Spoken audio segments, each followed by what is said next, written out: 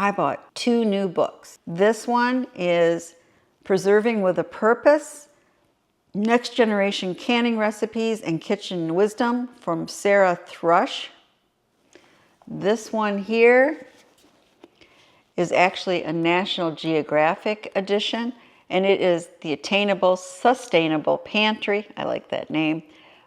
A Back to Basics Guide to Stocking Your Kitchen by Chris Bordessa. And one of these books I highly recommend. The other one, well, let's just say it made me raise my eyebrows a bit about some of the information in it. Let me show you both and explain why I had the reaction that I did. This was my favorite. It's got beautiful pictures. Let me see. See? Beautiful color pictures.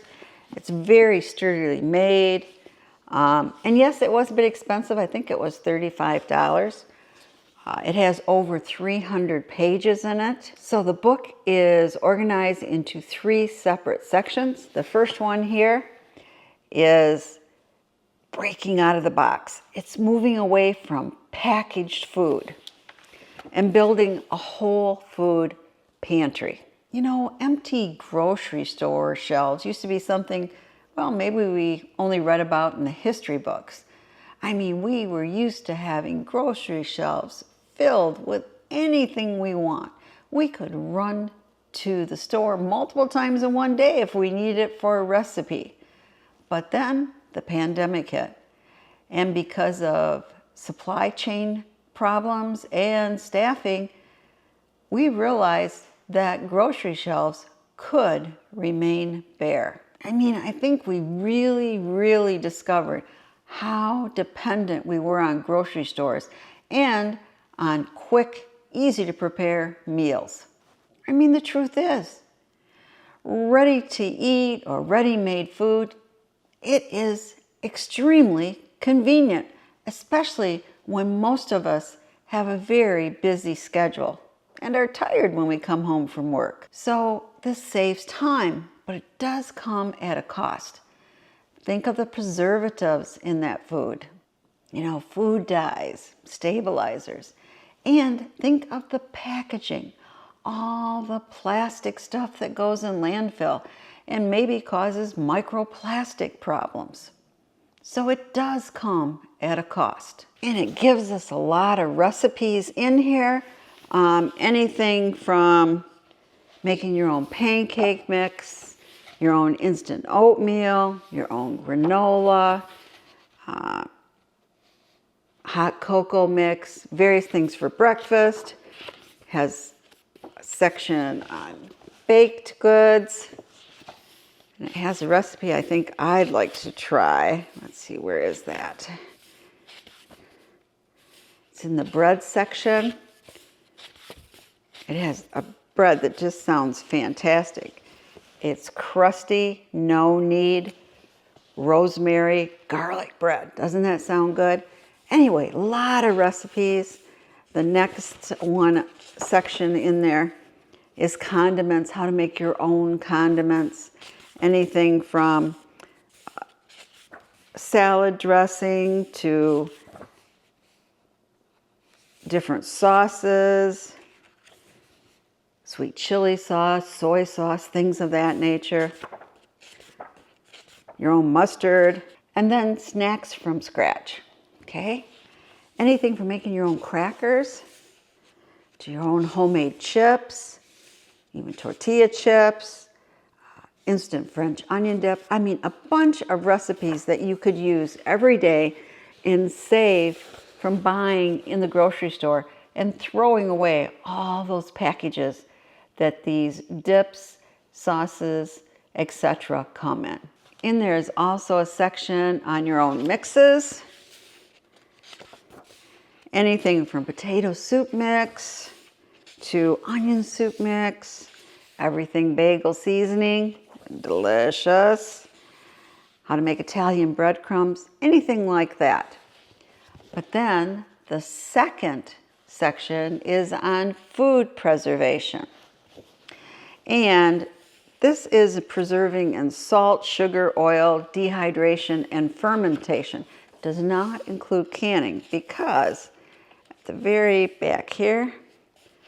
Let's go.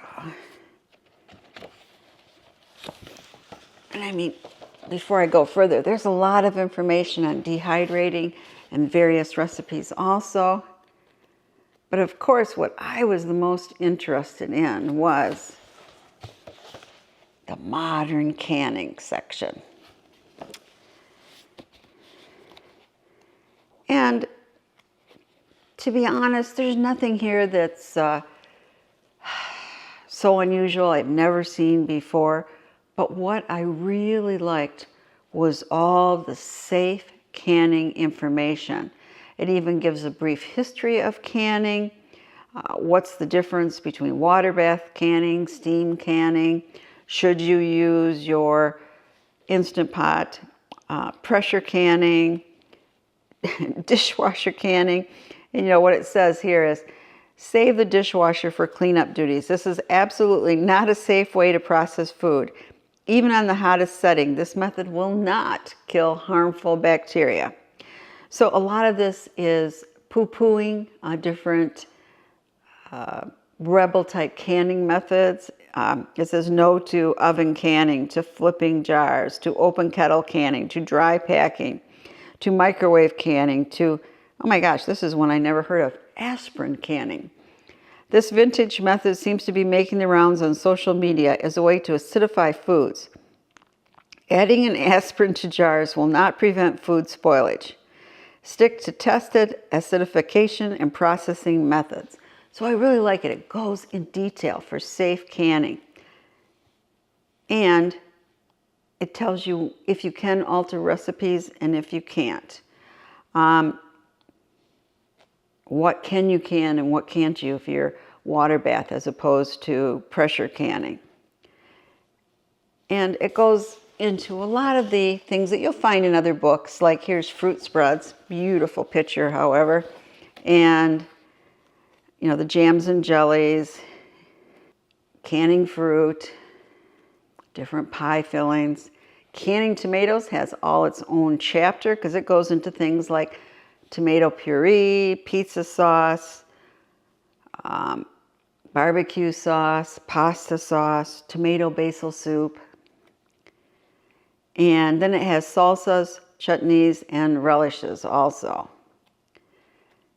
Again, are these recipes that maybe you wouldn't find somewhere else? No, I don't think so. It does also have a section here on pressure canning, which very often is left out of canning books. But again, it's really talking again about the process of pressure canning, what you can can, what you can't can. Vegetable stock, pumpkin cubes, canned chili peppers, and it has information here on canning vegetables. Anyway, really, really like the information in this text. It's scientific. It is based on the most modern canning knowledge. And it's well written, and you can just do a little bit at a time and start to make your pantry, in, I guess, your grocery shelves, right? Start to pull from your pantry as opposed to going to the store. So, love this book. Now, what about the other book? Okay, so here's the other book. And at first glance, I thought this was going to be an excellent resource. You know, she talks about your pantry, even calculating caloric needs for your family, so you know how much to put away. There is an actual thing to do, meal planning, right? Checklist type thing. I'm thinking, oh, this is great, okay? And she gives sample meal plans for the week. And I'm going, yeah, okay, good. And she has this canning schedule, excellent idea. She explains that you really aren't sterilizing jars, you're sanitizing them. Again, I thought, oh, good, basic science information, excellent. And then it goes into mastering canning fundamentals. And it talks about water bath canning, and it has the altitude charts. And then there's this little section right here that says, while preserving low-acid foods with water bath canning is common in many cultures and parts of the world today. In fact, it's sometimes known as Amish canning in North America. I don't practice it in my own home. Please do extensive research outside this book for details if you wish to use water bath canning for low-acid foods. So again, okay, I'm thinking, good, sticking to the canning guidelines. And I like the part of the book where overcoming canning challenges, because she talks about what happens if there's pressure fluctuations in your pressure canner, it's leaking steam, you have problems where you have black spots on the underside of your lid, there's siphoning issues, things of that nature. Again, good information. Well, then we get into the recipes, okay? So again, for water bath canning, yeah, apple ketchup, tomato ketchup, kind of comes through here. Cucumber ketchup, never heard of that. Pasta sauce, teriyaki sauce, and it's all kind of normal, you know, apple pie filling, right? Mock apple pie filling. But I looked at some of these and I go, wait, what? There's something called soda pop jelly. Interesting. But is that really approved by the guidelines? Okay, and this is when I knew, monkey butter, which sounds really good, right? It has coconut for bananas, crushed pineapple, lemon juice, sugar. But hey, I know enough of my canning facts to know we're not supposed to can bananas. So that's when I realized this book is not always using safe canning guidelines. And there are other examples in here. She has it here for canned bacon. Now, I used to have a video up on canned bacon when I first started my channel. Did not realize that it did not meet the national canning guidelines. So I took it down. Whether I want to do that for my family or not is my consideration. But I will not promote it to others. But she just includes it in this book, right? It doesn't really say anything except here. While canned bacon has been a long-standing tradition for many, keep in mind food preservation practices and recommendations may evolve over time. It's a good idea to stay informed about the latest information by checking in with your local food safety agency. Okay, I'm sorry. She would know that when she published this, and this book was published, let's see, 2024. Yeah, I think she already knew it wasn't under their guidelines.